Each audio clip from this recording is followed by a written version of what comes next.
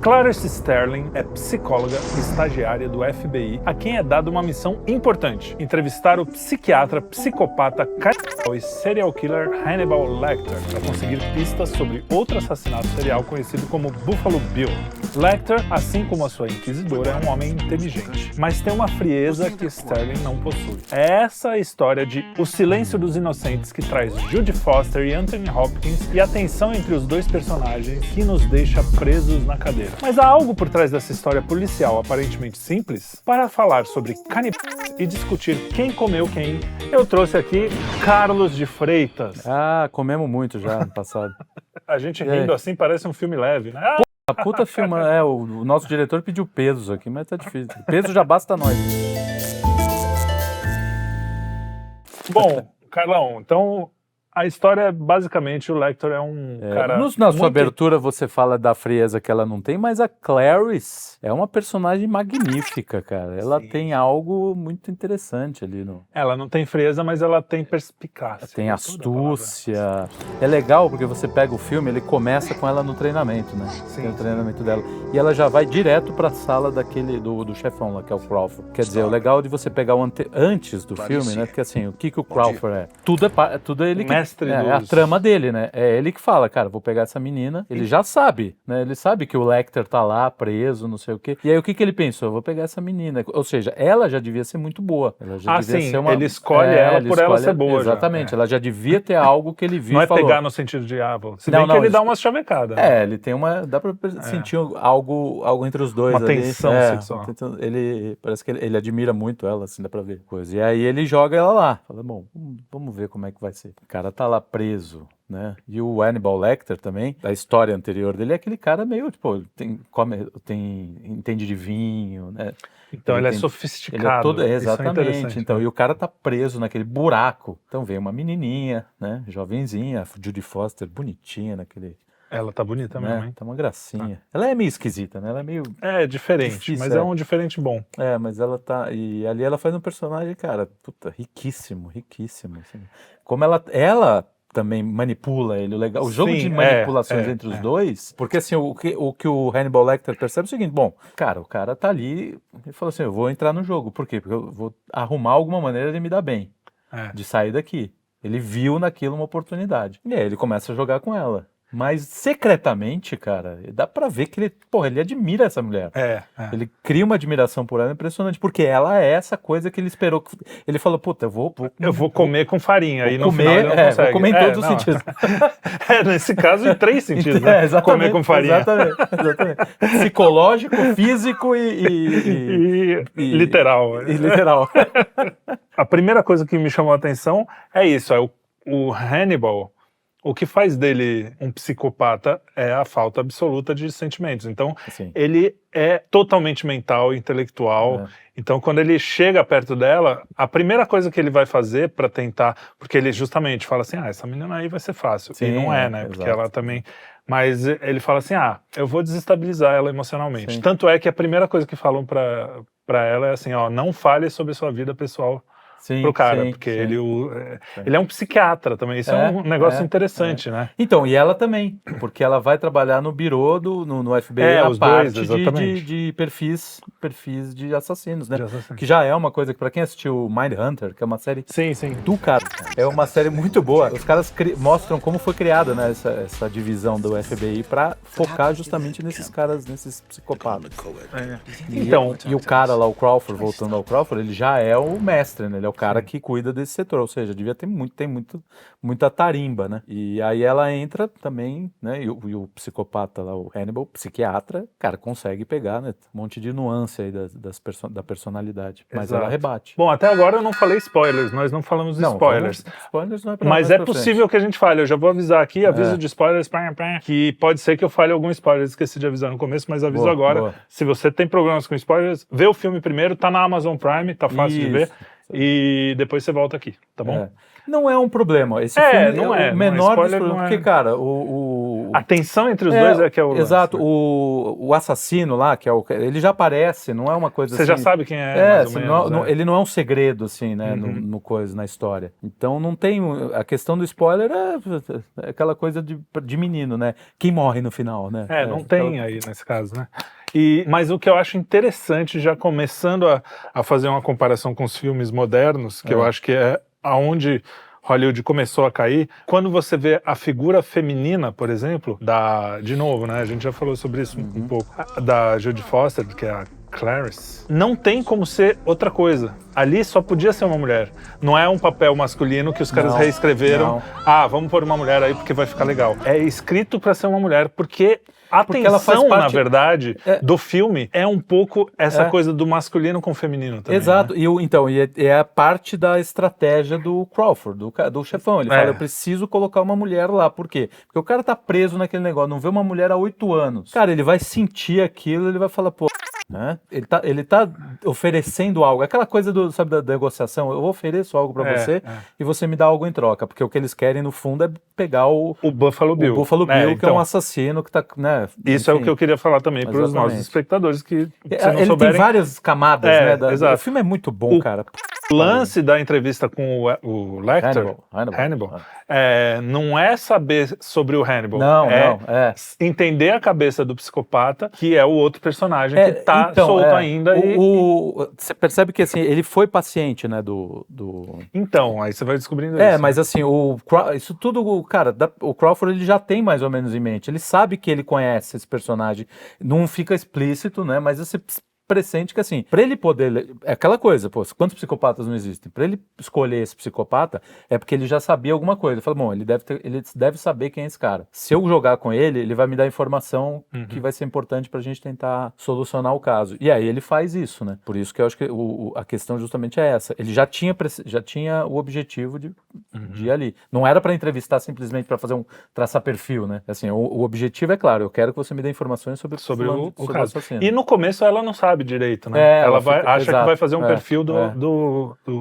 Então, por isso que eu acho que o que é muito legal disso, o que eu falo sempre, é que não tem problema ter personagens femininos, assim, e é uma mulher forte, é uma mulherão da porra, que ela tem personalidade, ela tem inteligência, tem perspicácia e sabe usar até da sedução, no bom sentido, para convencer o Lecter. O legal é que, pô, tem uma simbologia que é interessante, que é a da borboleta ali, né? Sim. Ela mesma, mariposa, no caso da mariposa, né? Que até o casulo, eles encontram o casulo lá, o cara gosta lá, enfim. Mas a própria Clarice, ela sai do casulo também. Porque ela começa meio frágil, ela começa meio sem saber o que tá acontecendo. Quando ela assume, né, e fala assim, não, já sei, e eu sei o que eu preciso, cara, né? Ela cresce, tipo, desabrocha, né? Sensacional. E vai voar. Bom, a coisa vai desenvolvendo, a gente descobre que o psicopata é um cara que queria ser mulher, mas isso aí pra mim ficou meio confuso. O Hannibal fala, não, mas não é isso que ele quer. A história, só para também contar, é assim, o psicopata, o serial killer ali, ele tentou fazer uma operação antes de... Mal sucedida, né? Mal sucedida não. Ele foi, não, foi recusado. Recusado, verdade, foi recusado, sei lá por quê, não lembro direito. Ele foi recusado e aí, por causa disso, ele quer se transformar em mulher e aí ele começa a assassinar as mulheres para usar a pele delas para... como roupa, e é pra ele se vestir de mulher, literalmente se vestir da mulher. Porque tem uma coisa legal que ele pega e sequestra, e geralmente ele pega meninas mais gordinhas, né? Porque e aí elas vão emagrecendo e a pele vai soltando, vai se descolando. Olha o detalhe, né? E outra coisa, você reparou que ele corta nas asas da mulher igual a mariposa. Quando ele vai dissecar a mariposa, não sei se isso tem a ver, mas deve ter uma simbologia nisso. É que ele faz, na primeira lá que aparece, ele faz uma asa. Tem uma que ele tira o braço. É verdade. Né? Tem algumas. Mas uma das coisas que você começa a pensar, primeiro, eu achei estranho, nos tempos de hoje, pareceria uma coisa meio... militante. Mas na época essa militância não existia tanto, trans, né? Nem se falava muito. Mas ela fala uma coisa que eu acho estranho não sei de onde tiraram, se é uma pesquisa mesmo. Eu acho que vocês vão falar. Mas que ela fala assim, não, mas os trans normalmente não são violentos, e ele... Que é assim, tipo, não é científico, é uma coisa fictícia. E eu não sei como é... Eu não sei se hoje, se o cara já usou, assim... o meu chapéu de alumínio já pensou, olha lá, os caras já estavam preparando o mundo pra isso. Acho que não. Pode ser... Mas é só um politicamente correto como outro qualquer da época. Eu nem sei se eu acho que... Porque, cara, ali, naquela época não havia nem se cogitava essa temática, não tinha essa militância pesada e como se, né, enfim, a gente sabe que tem um monte de problemas, né? Existe uma simbologia, aliás, o Andrew Cleveland falou sobre esse filme, eu tinha ouvido há muito tempo, fui ouvir de novo para ver como é que é, você sabe que eu gosto do Andrew, que ele na verdade não tá falando especificamente do Silêncio Inocente, mas ele tá falando de Freud. Ele começa dizendo assim, antes, um mundo com Deus é um mundo em que a psique humana, o bem e o mal do homem está ligado ao quanto você interage com Deus. Você só consegue ser virtuoso verdadeiramente, você consegue ser virtuoso, mas você só é virtuoso mesmo com uma força internacional.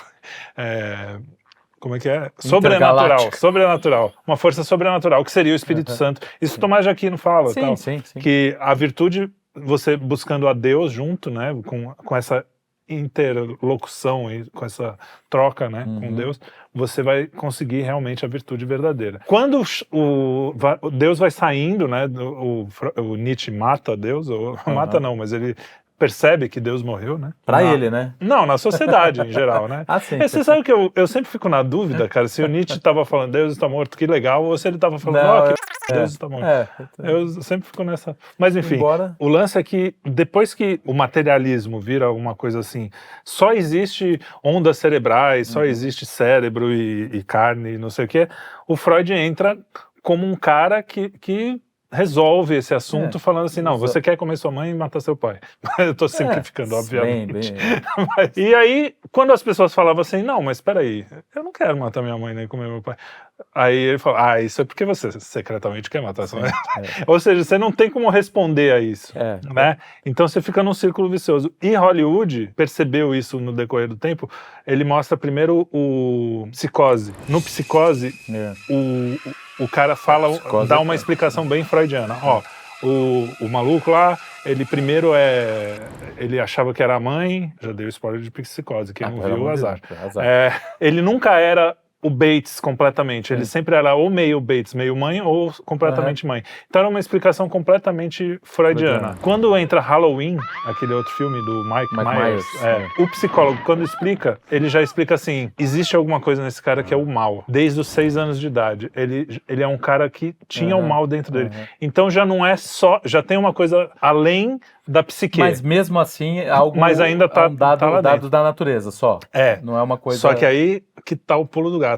O cara que escreveu O Silêncio dos Inocentes falou, pelo que eu entendi, ele falou mesmo, explicou em entrevistas. Quando ele coloca o Lecter, que é o vilão, como psiquiatra, ele está dizendo justamente que os psiquiatras tratam as pessoas como um pedaço de carne, por isso que ele é um canibal. Olha que interessante isso. Puta, animal. Então, se você trata as pessoas só como carne, você vira isso. Você vira um cara completamente... Por isso que ele é intelectualizado, artista, sofisticado e não sei o quê. E ela... A antítese é uma pessoa que tem sentimentos, pureza, né? que é pura, exatamente. Que tem.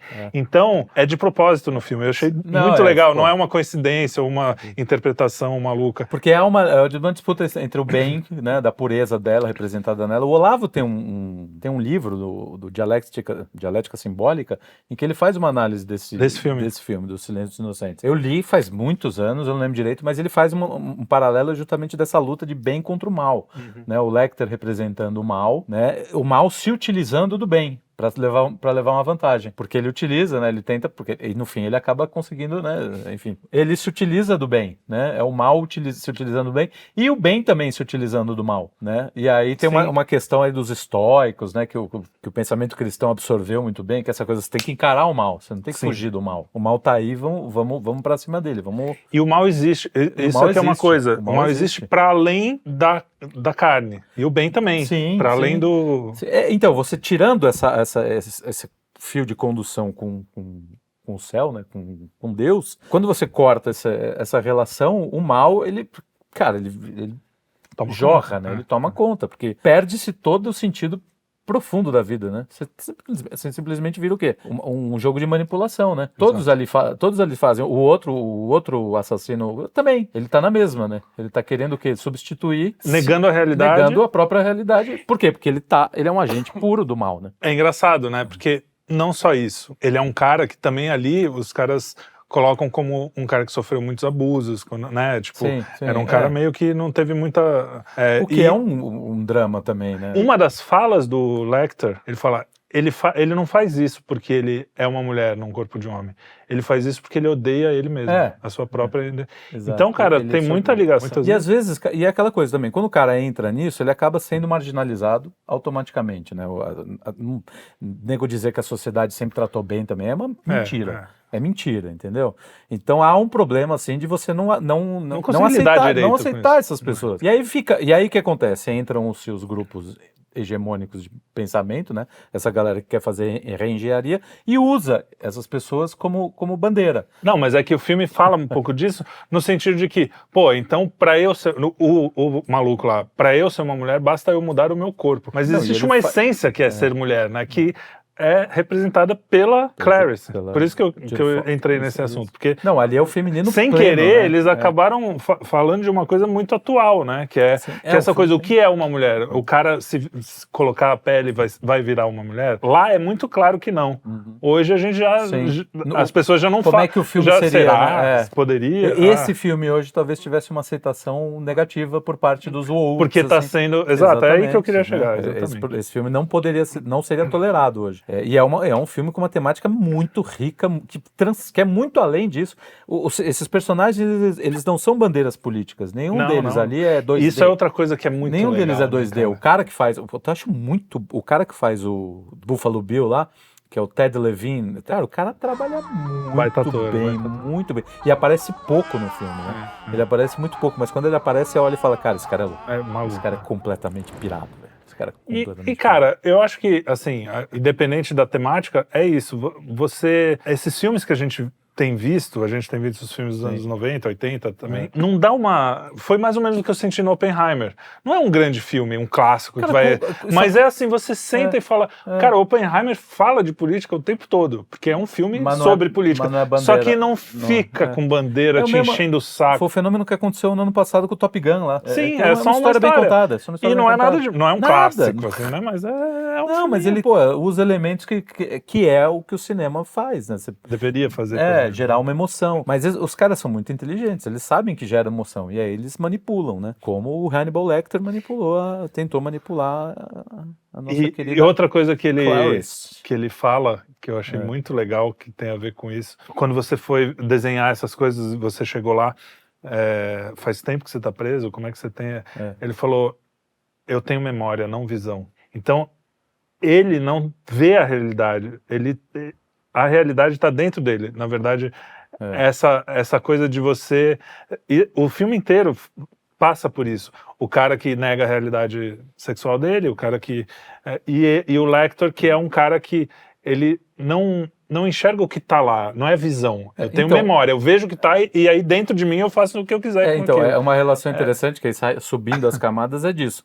Todos os que negam a realidade são pessoas más. Né? A Judy Foster é pura realidade. Ela tá o tempo inteiro. Inclusive passado, né? Então, tem uma outra cena que pra mim que mostra, eu acho que é onde ele percebe que ele não tá lidando com qualquer uma, que é a hora que ele fala pra ela, não, eu faço uma troca com você, mas eu quero que você me conte sua história. E ela não mente, e ela fala tudo. Fala a verdade. Ela fala tudo da alma dela. Perdi meu pai, não sei o que, tal. E aí ele falou, foder, essa menina é pesado. Qual era a primeira advertência? Não fale da sua vida pessoal. E ela fez o oposto. Ela fala e, cara, o cara... E ele fala isso, literalmente, né? Você é muito franca, você é muito sincera. Exato. Eu gosto disso.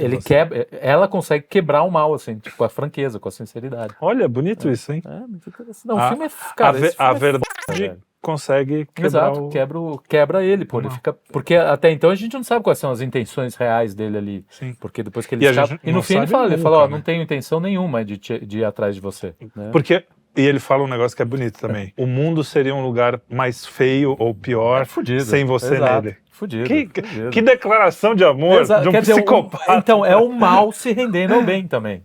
Pô, bonito, hein? Se fizer todas essas relações. Agora, não deixa de ser mal, né? Porque ele vai jantar o amigo. Vou levar um amigo pra jantar. Vou levar um amigo pra jantar. Ele vai jantar o cara. Que é aquele personagem também que o cara é muito bom, mas é o filho da puta do filme, né? Exato, é o cara que faz a cagada toda. É o filho da puta, não é o mal. É o covarde, é o covarde, é o bundão, é o sujeito pequeno mesmo. Isso. Seria 80% das pessoas, assim, né? Levadas por esse tipo de discurso. Pelo assim, orgulho, pela vaidade. Exato, ele é puro, né? Soberba, né? Ele dá em cima dela de um modo jocoso. Então é ele que dá em cima dela, não é o outro, eu confundi. Não, ele dá. O Crawford, que é o. O Crawford. O Crawford, você vê que tem um olhar ali terno. Não dá pra saber se a ternura é paterna ou né? Ele tem um olhar. Não, mas o outro é meio escrotão. O escrotão que é foda. Fala, nossa, você quer ficar por aqui? Aqui tem coisas maravilosas. Aquele tipinho, né? Que as mulheres reduzem todos os homens como se fosse aquele tipo, né? Isso as é outra coisa, exatamente. Né? Enfim, porque o papel feminino e o masculino dentro desse filme. Eles estão muito bem representados. Eles têm vários, Exato, né? Nem todo homem é mau, tem um homem decente. Alguns homens, os policiais ficam olhando pra ela também, achando aí, o que essa mulher quer fazer? Sim. Mas ao mesmo tempo tem homens virtuosos e o contrário também. Tem a mulher lá, a senadora. Mesmo a menina que é sequestrada, que fica xingando ela quando ela tá salvando. Nem toda mulher histérica, é santa e nem todo homem e assim, tá jogada numa situação, né? Também, como é que é? Não dá pra jogar a menina que tava presa no poço, né, cara? Também, só uma presinha. Imagina, coitadinha. Mas a senadora também, tenta se valer do seu poder para conseguir vantagens. E não é isso, né? Porque dá vantagem. Não. Ao contrário, ela quase caga tudo. Quem consegue tudo é a bondade. Ele pega, vai atrás disso. Ele vai dando todas as dicas para ela, porque ele fala, pô, eu entrei em contato com algo que tá acima das minhas capacidades. Ele não consegue subjugar a menina. E ela é a única que é 100% muito foda. Se bem que ela tem a hora que eles tentam enganar ele. Mas quando ele pergunta diretamente, ela é 100% honesta. É isso que você falou. Ela nunca... não inventou uma história dela. Não, mas ela manipula ele. Tanto que quando ela vai... sendo honesta. Sim, né? Quando ela vai oferecer aquele acordo pra ele, né? Não tem acordo. E aí ele pergunta pra ela, foi você que bolou a ideia da ilha? Ela foi. Você lembra disso? Lembro. Cara, a personagem de Jodie Foster é encantadora nesse filme.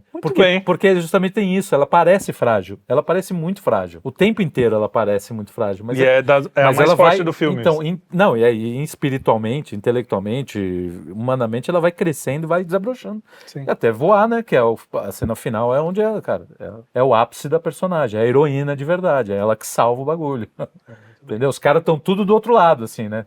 Todo mundo foi atrás de uma casa. Do lugar errado. Do lugar errado, ela foi a única que... E a cena é muito bem construída. O filme também tem isso, né? Foi muito bem, isso é outra coisa. É um filme antigo. Eu não sinto mais isso com um filme novo, cara. Né? Essa coisa de eu sei que vai dar certo. Eu já tinha visto o filme e tal, mas você fica... é tenso, é tenso. E você vê hoje efeitos, filmes de super-herói. Mas os caras conseguem construir a história. A história tá morta. Você sabia que o Ted Levine, que faz o papel do psicopata, descobriu nas gravações que a casa onde ele morava no filme era na cidade dele. Ele falou, nossa, que coincidência. E aí ele chegou pra gravar, era do lado da casa que ele foi criado. Caraca, mano, que barato. Sensacional. E outra coisa. Eu posso fazer só uma crítica? Pode. A interpretação do Anthony Hopkins. Eu acho que ele faz uma atuação maravilhosa, mas as partes que perde é quando ele quer parecer louco. Que ele tá assim. Tão desnecessário. Agora, a hora que ele entra no embate, que ele começa a falar aquelas coisas, ali ele debulha, cara. Só que aqui... Então, mas você sabe de onde vem isso? Você sabia? Mais um você sabia? De onde? Parece que é combinado, hein? Eu descobri hoje também. Ele fez isso aí por causa do filme do Drácula do Bela Lugosi. Foi meio que uma homenagem. Tá. Que ele, quando era criança, ele fazia, inspirado no Bela Lugosi, ele falava pras meninas. E elas ficavam com medo. E tem uma outra coisa sobre a atuação, que ele não pisca, né? E ele falou que ele tinha um amigo que as mulheres também tinham medo do amigo, que não piscava nunca, e ele falou, caraca, isso é legal, né? Esse é um negócio, ele só pisca quando ele quer, não é que ele não pisca. pisca. Ele fala assim, agora eu vou piscar. É uma crítica bem sutil, porque, cara, a hora que ele aparece é uma hora muito boa, cara. Mas ele tem alguns momentos, assim, que é o que eu falo, cara, todo mundo fala, nossa, atuação de fulano... Cara, o cara tá interpretando um louco. Não, Jack Nicholson no Estranho no Ninho. Cara, o Jack Nicholson já tem cara de louco. Não precisa fazer nada. É só ser o Jack Nicholson. A atuação boa do Jack Nicholson, ele fazer um pai de família normalzinho. Isso é foda, porque não parece. E ele faz bem também, Ele faz bem, não. Os caras são bons por causa disso. O Anthony Hopkins é igual, ele já tem uma cara meio... Cara, você fala, esse cara não é normal. Agora eu quero ver ele fazer papel de bonzinho. E faz, né? E o cara é bom, né? Mas é que nem todo mundo também falava do Rain Man. Cara, todos eles acabam ganhando Oscar. O Tom Cruise. O Tom Cruise não, Tom Hanks no Forrest Gump. E realmente exige, porque o cara tem que manter, porque a gravação não é um dia só, né? O cara acha aquele personagem, tem que manter aquilo durante um tempo. É difícil, não é fácil. Mas eu entendo, mas, cara, é mais fácil do que fácil do que você fazer uma interpretação mais contida, em que você tem que apresentar alguma coisa com pouca, né? E Hollywood, nesse ponto, a escola de atores americana... Actors Studio, né? Tem até o programa. Você lembra disso? Lembro. Inside Actors Studio, tinha um monte gravado. Era apaixonado por isso. Mas eles têm outros métodos lá também, Stella Adler, tem vários boas escolas de interpretação. Aqui a gente tem a escolinha do Wolf Maia. Que aí você vê aquelas maravilhas. Você vê aquilo, né? A última curiosidade, você sabia é que o Hannibal Lecter foi inspirado em 3 assassinos reais. Um era o Ed Gein, que despelava suas vítimas e fazia luminárias dela. Gary Heidnik, que aprisionava suas vítimas no porão. E Ted Bundy, que usava um gesso falso para enganar as suas vítimas. Ele tem uma cena que ele tá... ele vai botar a menina no... E o primeiro foi também o cara que inspirou Psicose e Halloween. Caraca, velho. Que foi um dos maiores, acho que foi o maior da história do americano, ou foi o primeiro. Tem alguma efeméride, assim, que é alguma coisa que é só. É engraçado que o filme é anterior a eles descobrirem aquele Jeffrey Dahmer, né? Que é o canibal de Milwaukee. Que é o outro. Que é aquele canibal lá, que depois saiu, tem até vídeo, tem série. Tem documentário e uma série de ficção sobre a história dele. Que loucura. Caralho, né, bicho? Esses caras... Como pode, né, cara? O mal, eu acho que, assim, tem um tipo de... É até uma questão que eu fico, assim, teológica, que eu me pergunto. Não, sim. Uma coisa é o cara ser mal, escolher o mal. Outra coisa é o psicopata, que ele não entende o que não é o mal, né? Ele só é esse tipo de psicopatia. Agora, existe história, uma pelo menos, que eu conheço, de um cara, de um psicopata que se converteu e viveu o resto da vida sem fazer bobagem. Interessante, né? Americano. Eu vi uma história... Podia virar um videozinho, né? A gente contar essa história. Boa. Uma boa história. Boa ideia. Então, muito bem. Obrigado, Carlão, por esse assunto não tão apetitoso, mas sobre comer pessoas, também não tão sexual, mas literalmente comer pessoas. Muito obrigado por nos acompanhar. E é isso aí. Esse foi mais um Cine Quinto. Lembra aquela piadinha do menino que fala: mamãe, eu não gosto da vovó. Tá bom, então só come as batatas. É isso aí. Um grande abraço e até o próximo.